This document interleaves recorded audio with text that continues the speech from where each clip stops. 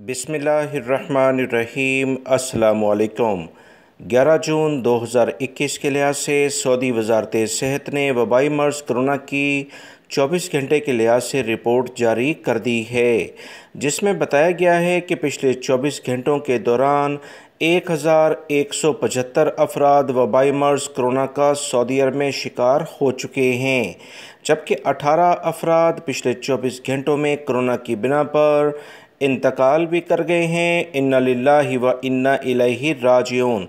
1262 अफराद पिछले 24 घंटों के दौरान सेहतियाब होकर अपने घरों को भी रवाना हुए हैं।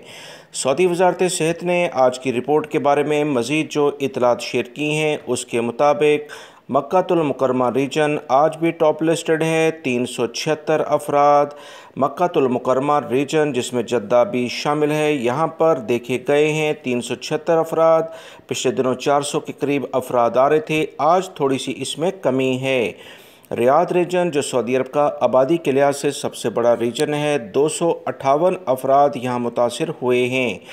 ईस्टर्न रीजन जो दमाम के इलाके हैं, 189 यानी 179 अफराद यहाँ मुतासिर हुए हैं, और असीर रीजन में 88 हैं। मदीना मुनव्वरा रीजन में 77 अफराद मुतासिर हुए हैं।